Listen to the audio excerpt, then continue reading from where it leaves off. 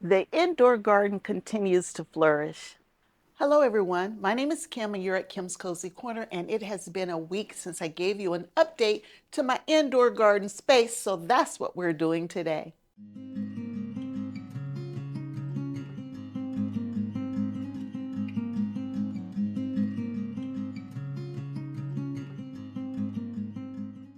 We're going to start with this indoor tour upstairs where my lighting is horrible, and we're going to look at the hydroponic systems first. So let's head over there. There are my two systems right here behind me, and let me show them to you. So I had been gone for a week for work. And y'all know, when I go away for work, I worry about my plants being watered. I worry about them being taken care of. But my family did very well this time. But there are a few issues. So let me show you. So over here, this is my Let Pot Max hydroponic system. And I have cucumbers and lettuce and tomatoes all growing in this system here. And everything's looking pretty good, except there's some browning on my cucumbers. Right here, it's a little brittle and it's a little browning. And that was because the light was way too close to the cucumbers, way too close. So I've raised it up because these are LED lights on this system here. So I raised it up and they should be okay. I don't add any fertilizer to this system. I only add parts A and B when I'm adding water to the unit. But the lettuce, they're very happy. I got lettuce coming up almost everywhere. My red lettuces are struggling, so that's a red lettuce there. It's struggling way in the back. That Lala Rosa, it's not coming up. It's not happy, and I couldn't get it to germinate in my seed starting cells either, so I think those seeds are done. And my black seeded Simpson, which is right here, isn't coming up either. But all of the other cells have pretty much germinated. Now let's move over to this other unit.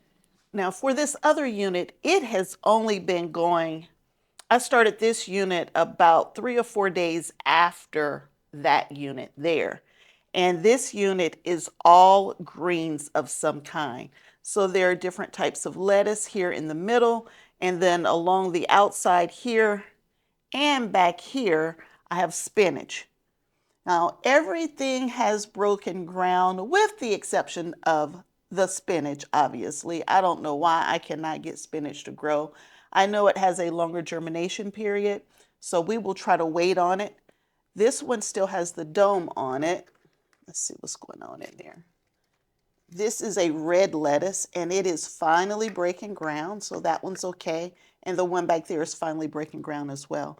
So I have found that red and the dark purple type lettuce take just a little longer to germinate. At least that's my experience. So that's my hydroponic systems. This is growing just off from the kitchen, was right next to me, and that's where I really want my lettuces to be, and all of my salad fixings if I can put a full salad in one spot. But the majority of my indoor garden is downstairs, and we will head there next to the indoor grow tent. So this is the indoor growing space. I'm going to try to step back so you can just see what's going on in this space. I have fans going to keep the air circulating. I do not buy the fan and the filter and all that kind of stuff that you can buy for your indoor grow space. Now, I find that I don't really need it for my indoor grow space because I'm just growing vegetables. And with some air circulation, which, by the way, your plants really need, it kind of mimics what the wind would do if you were outside. But with the fans, other than that, I don't use it. I mean, the air is moving, so there's plenty of movement. Smell is not an issue, but I am in the basement. I'm away from the family living spaces, so I don't really worry about odors either. And I also have a dehumidifier running in the basement anyway, just because of the way my house is built. And that's not even next to the growth space. It's over in the washroom. So it's in a completely separate area, but that's it. I did not buy that very high powered ventilation system and filters and all that kind of stuff. But this is my space. Let's look at it. I mentioned fans, so I have a circulating fan there. That's just a window fan, right? A box window fan, making sure that I'm getting plenty of air circulation on this side. And then I have the little bitty fans that I'm just clipping to the shelving unit, and I can focus it in specific areas. So that's my fans. So let's start down here with these collard greens. So I have two types of collard greens growing down here. I have champion collard greens over there, and everything that I transplanted in is doing well. It's doing very, very well down there. And then over here, these are Georgia collard greens, and they look very different than those over there. They have more of a jagged edge around the leaf, where these are smooth around the leaf. But I only have one that's struggling. All of the rest of them are doing amazing.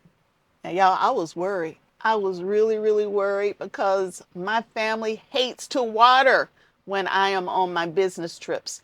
And I was gone for 5 days, 4 nights, and I came back and everything was starting to dry, but nothing was completely dried out. And my family didn't water for me at all. They did come down and look, and they said, I don't think it needed, and they were right. So when I got home, I gave everything a nice drink of water, and everything is looking amazing. So let's just go up this shelving unit to the other things in this space. In this container right here, I started some strike bush beans. They're green beans. Two of them, actually three now, have already broken ground. And it's, like I said, it hasn't been a week yet, or today makes 7 days. So I'm expecting the rest of those beans to pop their little heads up and join the party very soon. And these are some of my seedlings that I up potted because they needed more space to stretch out. There's a butter crunch right there that was tiny and struggling. So all of these are different types of lettuce. There's another butter crunch. There's another butter crunch, which was being hidden by that one back there. And then I started seeds a week ago. So this is a Napa cabbage. I have one that poked his head out, and it actually wasn't out yesterday, so they're just now coming up. This is a cabbage right here. I think that's early Jersey. I only planted 6 seeds, and 5 of them have already come up. And in this last one, if I can get over here to show you, that's bok choy, and I planted 6. All 6 have come up, and there are no true leaves yet. I'm always talking about true leaves. If you notice on all of these little seedlings, they all look alike because those are the first set of leaves, and the true leaves are just getting ready to start coming up. Bok choy is one of the fastest growing plants that I grow outside of lettuce. Lettuce is always super quick, but bok choy is super, super fast. So within about a week, y'all will be putting that into a container. But that's my seedlings. I have 2 other containers where I started bush beans. Let's look at those first. So we'll just keep looking at the shelving units, and then we'll get to the GreenStalks. So this container right here, I have more bush beans growing, and none of them has broken ground yet. And this one was a little dry, but not in bad shape. So nothing yet to show in this unit. This unit, y'all, look at that. That was my cucumber. And I did lose the cucumber, but it wasn't to watering. I don't know. It didn't look very happy. But I left it in here because I just wanted to show it to you. It's actually been struggling for the last few weeks. So I planted 3 more seeds in here yesterday. So we'll see if we can get this container to grow. These are my potatoes. So I have white potatoes growing here. Most likely they're early potatoes. They look good. They look really good. Now I noticed this yesterday. I just wanted to show you just how thick these stems are. I mean, this stem is like thicker than my fingers back here. I mean, this is doing amazing. And I let my potatoes grow up through the shelving unit to kind of give them some support so that they're not falling all over the place. There are 3 potatoes growing in that container there. And in that one back there, there are 4 potato plants growing back there, and that's Purple Viking. They had some curling a little bit of the leaves, but they're starting to come on out and get pretty and healthy again. So I believe we are okay with these Purple Vikings. There are no blooms yet on the Purple Vikings, but there are blooms. It's hard to see, but blooms are starting to come on right there for the white potatoes. And blooms mean potatoes are below. Moving over to the green stalks. In the top here, which would be the last tier that I added, I have some butter crunch, which was tiny and pitiful and looking all bad. And look how pretty it is now. Oh, that butter crunch looks good. I have orange hat tomatoes. They're filling on out. Oh, they're getting ready to bloom as well. And this is Cimarron, which is a lettuce. Red Robin here. I don't see any blooms yet. No blooms yet on the Red Robin. My Merlot will need to be harvested soon. We'll do a harvest video very soon. And even more blooms are coming on this Micro Tom. And there's 1 tomato on the Micro Tom. So that's the top tier. Moving down to the next tier. I've cut everything on this next tier at least once. And this one, after I cut it, it died out. It's not coming back. So I'll add one of my transplants from over there into this space here. So no harm, no foul. I got plenty of transplants to take its spot. After I cut these, they came back. They're looking good. Ooh, this Lantis winter, y'all. It is absolutely beautiful and it tastes delicious, as well as the slow boat. Again, I cut both of these, and they're already coming back. In this pocket here, I added some of those bush beans so we can see how the bush beans are doing in GreenStalk versus a self-watering planter like we have up there, or just a regular old container like we have over there. So we have 1 pocket of beans. And I think I'm all the way around. This one is coming back nicely for a cut and coming in lettuce as well. And then we get to the very bottom. In the very bottom of this green stalk, I have dwarf tomatoes. They only get about 2 to 3 feet at most tall. These are full-size tomatoes. And I've never grown dwarf tomatoes indoors. I've always done the micro dwarf, the little bitty ones, right? Cherry tomatoes, but I've never done full-size tomatoes. So we're going to give it a try this year indoors. Now I planted a replacement plant because one of my little starts died off. And so I replaced it, and this one's looking really, really good. And I did the same thing in this pocket here, but that one is still trying to hang on. So we might end up with 2 plants in that particular pocket. But all the rest of them are looking good. And so now we will move over to the last green stalk. Let me give you an overall view of how it's doing, and then we'll talk about it. So just starting at the bottom here and working our way up. It's green, it's full, it's healthy, it's happy, it's at the party, and they are having fun at the party. There are red peppers on here. There are yellow peppers on here that all need to be harvested, of course. And then there's a dead plant there. And then I got a couple plants up high that are dying as well. But I just want you to just see, these were tiers that I brought in from outside. Some of these plants have been going for well over a year. We're working on, it'll be 2 years here in a few months. And some of these have been going for about a year, but these were all brought in from outside and they just look amazing. I have little bitty peppers. Those are snacking peppers that are coming in. I have big peppers like this one here, and we're going to do a separate video and harvest some of these peppers. But these are all sweet peppers, all different peppers, many different types of peppers. But like I said, I'm having some issues up high. And y'all, I like to keep it real. When things are not going well, I'm going to show you when things are not going well. So when I came back from my trip, I did find some, I think they're called aphids. They're either aphids or spider mites. They're little bitty white pests.